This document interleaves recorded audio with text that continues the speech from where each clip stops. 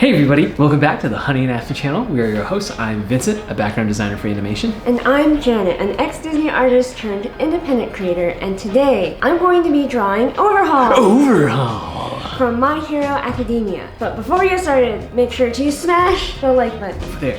Alright, let's get into it. Overhaul! Now this is my favorite My Hero Academia character.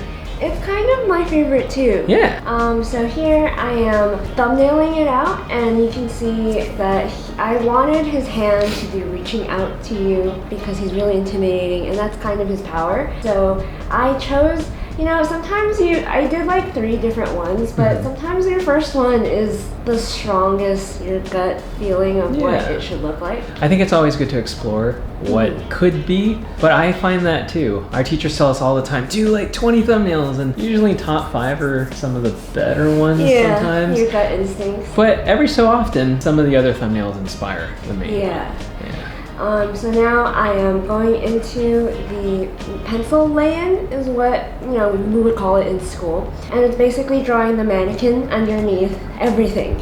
Before you even draw like the face, the eyes, any of the details, you need to make sure the proportions of the human body is accurate. Now, what kind of references were you using for this one? I really wasn't using much. Not even for the hand? Yeah, well, I took photos of my own hand, and because it's such a difficult pose because of a lot of foreshortening, I had to take photos. Right. But for the most part, I like to reference the manga rather than the character sheets or the character design for the anime, because you have to really simplify the design in the anime, where versus in the manga, there's so much detail. Intricacy. That is lost. Oh, look at those folds. Yeah. Man, nice. Where'd you learn how to draw folds like that? That's pretty impressive. So in school, we had this class called, I think, costume figure drawing, where we learned how to draw from life in a very simplified gestural way. So it wasn't so much we sat there and we did still lives of fabric folds, and we didn't really do that. Yeah. But I think drawing from life and drawing costumed figures really helped me figure out how to do that. Yeah. And I look at a lot of references. Yeah. Now you're doing the hair. You have this messy, piecey look that Overhaul has. Yeah, his hair is really specific. It's kind of really short, but also really fluffy looking, and I really wanted to get that across. And you're doing the details of the mask with these really small, tiny little brush strokes. Wow. Yeah, this piece is pretty small. It's the 6x8 size, I believe. It's our small commission size, and it's pretty difficult to get all the little details in, but because I like this character so much, I really wanted to make sure the details are really, really nice. Yeah, like you're spending so much time on his floofy parts of his jacket to really make it just as piecey as his hair. Yeah, the fur. Pretty cool. The fur is kind of what makes Overhaul. Yeah. That and his mask. So I really needed to make sure the design of the fur jacket is like perfect.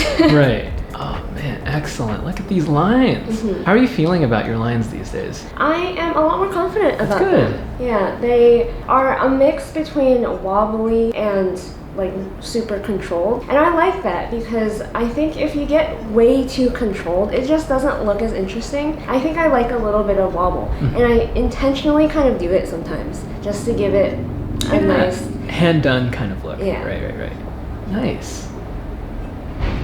So you're adding little details of the zippers. So normally I wouldn't do that, and the only reason why I added the details of the zipper is because in the manga artist does that. Yeah. And I thought, man, that makes the image look so cool. Yeah. The small, tiny details you never really pay attention to. So normally when I draw jackets, I just kind of draw an indication of the jacket, or like buttons or whatever, but I never go into that fine of a detail. But when I was looking at the manga artist, I was like, oh, okay, you kind of need to go into that much detail sometimes for a still image. It looks really cool.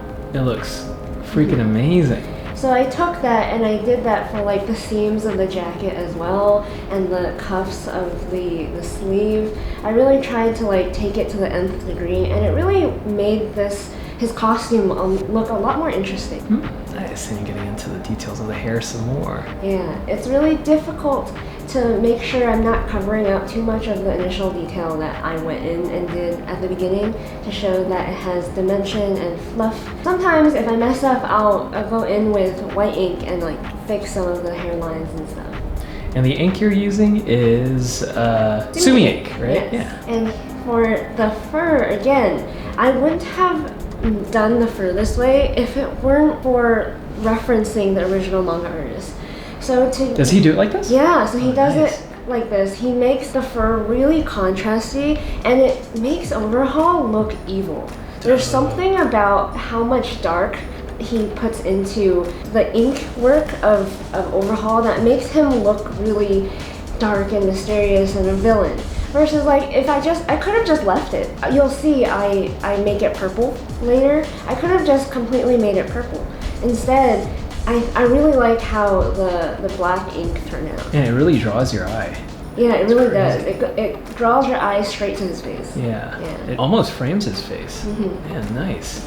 And that large chunk of dark, really, and then the contrast of his tie. There's so much going on here. Mm-hmm. Do you plan all of this beforehand, or you just kind of plan it in your head as you go? I plan it beforehand, like I know that this is gonna be dark, this is gonna be light, and all the contrast and stuff like that. I knew I could have made his jacket a tonal, like completely made it a complete dark tone, but I didn't really want to do that because I knew underneath his shirt is black, and I needed the contrast to be brighter. I see. Yeah.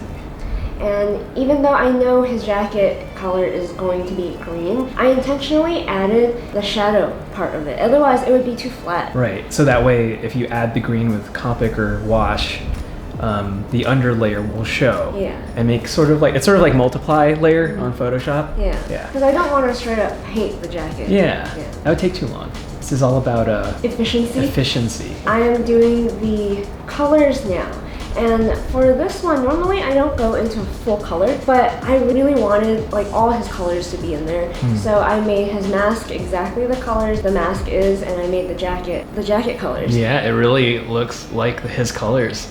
And I think you desaturated it a little bit. Yeah. Right? It looks really sinister. Yeah. Not as bright.